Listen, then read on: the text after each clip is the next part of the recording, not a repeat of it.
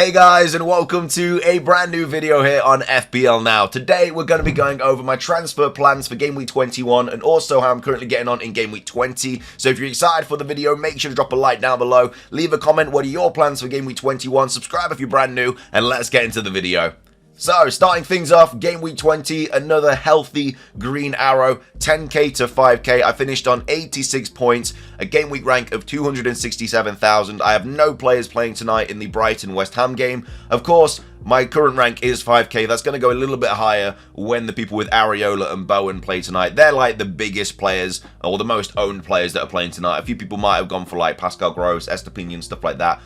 Maybe a Pedro, but yeah, those are like the main kind of players that could hurt my rank tonight. So personally, like a 2-0 win to Brighton would probably be the best outcome because a lot of people do have Areola playing tonight. But either way, I finished on 86 points. The defense being an absolute shambles once again. Was not expecting Aston Villa to concede twice to Burnley. I generally haven't had a goalkeeper clean sheet since like I think I owned Onana when he kept like a clean sheet against Wolves, which was literally like the third game of the season or something stupid like that. Like that is literally my last clean sheet for a goalkeeper. It's been absolutely shambolic with my goalkeeper transfers. But yeah, Martinez only picking up 1 point. He was on 3 at one point because he'd made the saves and obviously they'd only conceded one, but then he conceded another and then also picked up a yellow card as well for time wasting. So that was really, really annoying. But yeah, finished on 1 point. Gabriel finished on 1 point as well. Was so close to scoring. Like, he was at the back post and he, like, headed in. It just went wide. That would have been really, really nice. Porro picking up 2 points. Very, very close to a clean sheet for Porro there as well. They did score quite late on, which was really, really annoying. And then Trent also picking up nothing at all. I'm sorry for everybody that he's had a return for all these weeks, but I brought him in a week or two ago, and yeah, he finally hits his first 0 of the season. But yeah, do apologise about that. But yeah, the defence not being too good at all. The midfield was really where the points came from. It's just very horrible to look at this midfield with all these red flags. But yeah, Palmer picking up 18 points, which was obviously my first player of the game week. So I was like, okay, this is going to be a high-scoring game week because a lot of people own Palmer, and yeah, to have a 18-pointer with your first player that's playing was very, very beneficial. But yeah, a lot of people actually benched him this week, which I was really surprised at because obviously they were playing Luton. But yeah, I think his XG was like really, really low. So to say that he got like 2 goals and an assist or whatever was absolutely crazy. But yeah, fair play if you captained him. But I'll gladly take the 18 points from Palmer. I decided to roll the transfer with Hee-chan. I was thinking about getting rid of him for either Bowen or Foden. Again, if I went with Foden, it would have been a really, really nice position this week. Hee-chan did score 6, so it's not like he got nothing. And he definitely could have scored. Like, I was watching the game. Dude, I don't know how he didn't score on some of those highlights, man. It was absolutely ridiculous. But yeah, I mean, he did score, but it was offside as well. So yeah, it was really, really unfortunate. But yeah, he still did get an attacking return, but definitely could have been a lot more. But 20 points from the last 2 game weeks, I'm not going to complain at all. And it is going to be time now that he does leave my squad. But yeah, Hee-chan picking up 6. Captain Salah, Captain Fantastic. My lord, what a well, what an amount of talking points first of all. But yeah, what a game really as a Salah captain. I mean, he literally finished the first half after missing the penalty on like -2 as a captained player, and then he finished the game on 32 points. Like, what? I mean, fair play. Like, obviously the first penalty not ideal because he missed it. The second penalty, I don't understand how in 2023 that can be given. And I'm a Salah captainer, so obviously I'm obviously going to take it. But like, in what world which we have VAR does that not get overturned? Like, he literally went down like 3 seconds after the contact. I don't know, man. Also, why did he not just score? It was literally an open goal. He'd already beaten the keeper. Why did he not just tap it in? Like, he obviously has Salah captained on his like FPL, or I mean, I know Jota plays FIFA a lot, or EA Sports, so maybe he just wanted like Salah to get like a new card or something so he could use him on his team. I have no idea. But yeah, there was a lot of interesting things that happened with that decision. But I mean, I'll take it. It's an extra 10 points. It got him the 3 bonus, everything like that. Could have been a hat-trick as well. Could have been even more if he didn't miss the first penalty. So yeah, could have been 42 points, which would have been, well, even more than that actually, because he would have obviously not got the minus from the penalty miss. So yeah, it could have been an absolute crazy haul. Would have finished on nearly 100 points. But In fact, I think I would have finished on 100 points exactly, but either way, I'll gladly take a 32 points from this, especially when all these other players that had been captained were like popping off, like Foden, Alvarez, people who captained Son and Saka, and all these players were getting returns. I was like really hoping that Salah would get something, and then obviously when he missed that penalty in the first half, I was like, that is absolutely shambolic, but I'll take the 32 points. Saka picking up 7. I mean, the goal that he scored was just a bit abysmal. It was a bit lucky, and apart from that, he didn't really do anything that game, so I'm not going to get rid of him because obviously I have 3 other players that I have to get rid of, but it is it's a bit worrying. It is a little bit worrying. And then Son picking up 9 points. I was very much between him and Salah for my captaincy this week, so I'm very happy I went with Salah in the end. But yeah, Son picking up 9 points, I will gladly take. And then Watkins picking up 8 points, getting the 2 assists. And then also, Solanke picking up 2 points. I mean, Solanke's XG that game was a bit crazy. I don't know how we didn't score. But yeah, that injury as well was like really, really worrying. But yeah, he looks like he's fine, and obviously we've got quite a bit before the next deadline. And then on the bench, we got Turner with 3 points, played the wrong goalkeeper again, Anderson with 2, Archer with 1, and then, yeah, Kabore, nothing. So I do have 4 players that are going off to AFCON and the Asian Cup. Hee-chan, Kabore, Salah, and Son. So in terms of transfers, luckily I do have 2 free transfers. I did roll this week because I just felt like having 2 free transfers with all the problems that I've got in my team would be very, very ideal. And again, I mean, my transfer this week would have been Hee-chan, probably for Bowen. So depending on what Bowen does tonight, if he does anything, I'll obviously have to come back and see if that was a right decision or not. But yeah, obviously I'll have to get rid of 2 of these 3 players. I'm probably going to get rid of well, Salah's already actually had a price drop, and I think I've lost 0.1 on that drop last night. So I'm not actually thinking about getting rid of Salah for a little bit, because he has to go down like another 0.2 for me to like lose money on him even more. So if I'm going to make an early transfer, it will probably be Son or Hee-chan. There's a lot of midfielders on options. There's a lot of midfield options to go for, really. There's Bowen that I'm definitely going to be bringing in.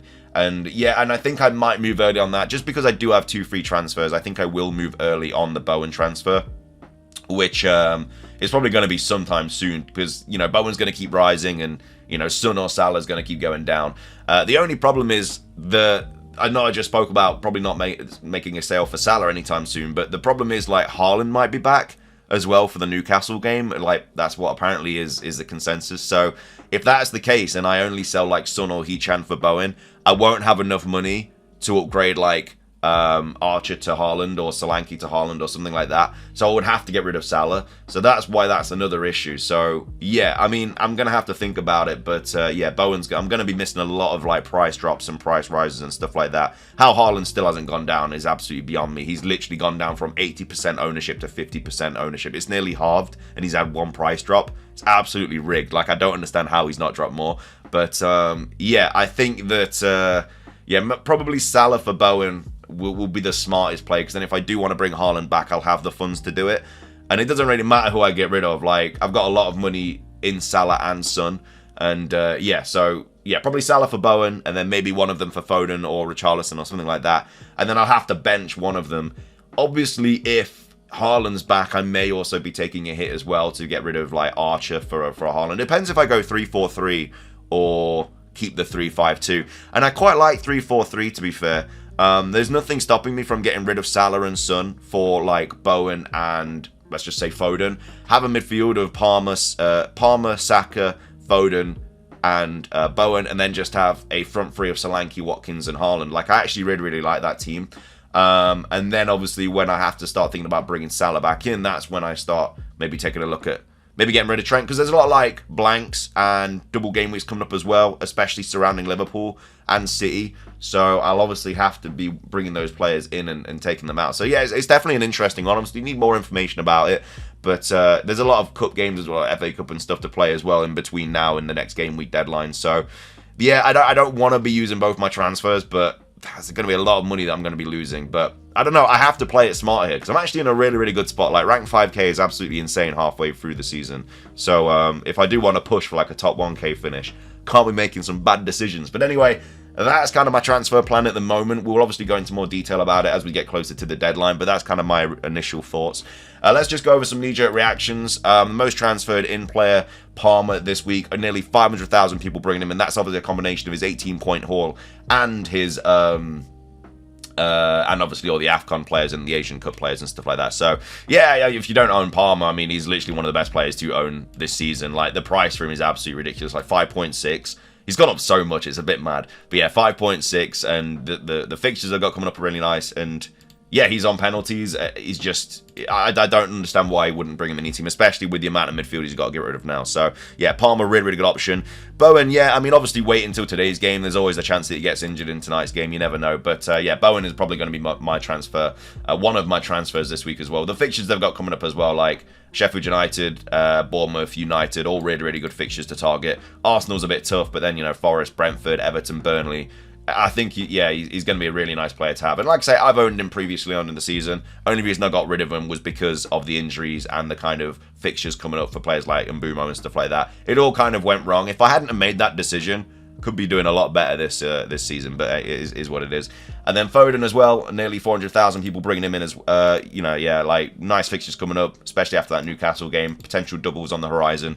Obviously, De Bruyne being back, Doku being back, Haaland being back. There is going to be a lot more rotation in that City lineup, especially if you own like Alvarez and stuff, because there's a good chance that KDB and Haaland and Doku are all back for the next fixture. So yeah, it's going to shake things up quite a bit. So we'll obviously see what happens with that.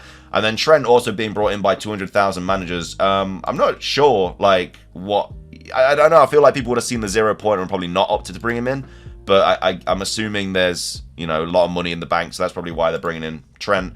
And then, yeah, De Bruyne as well. I don't like this transfer at all. This is super, super risky. I understand people are getting rid of him, getting him in for Salah, but... You know, he's played, what, like 19 minutes of football this season? Or 22 minutes of football? Like, that's just not... That's no data to go off. Like, don't bring De Bruyne in. Fair play if he plays in that Newcastle game and gets a 15-pointer. Like, fair play. But it's just so risky and it's so unlikely. Especially when there's proven players like Bowen, Palmer. If you're going to go for a City midfielder, Foden. You know, these players that are going to be much better options and a lot cheaper as well. So, yeah, I wouldn't be bringing in De Bruyne for the next deadline at all. And then all the most transferred out players, I don't really need to talk much about it. It's all players that are off to the Asian Cup and AFCON, barring Haaland, who has another load of players getting rid of him. Like I say, down to 53.2% ownership now. And yeah, I mean, if he's back, fair play. He should have definitely had a couple of price drops. I'm obviously a little bit salty about it because I would like to have made a little bit more money on him. But yeah, he should be back. And yeah, I don't think I'd be getting rid of him now because, you know, you got all that time for him to get, you know, fit again. So yeah, if you've held him this long, you may as well just hold him because he's going to be back. So either way though, that's going to be everything for today's video. I hope you guys enjoyed. If you did, please do consider hitting the like button down below. Let's try and hit 50 likes. It really, really does help out. Leave a comment. How are you getting on in Game Week 20? What are your plans for Game Week 21? Subscribe if you're brand new. Ring the notification bell. That's everything from me. Have a great rest of your day. And until next time, peace.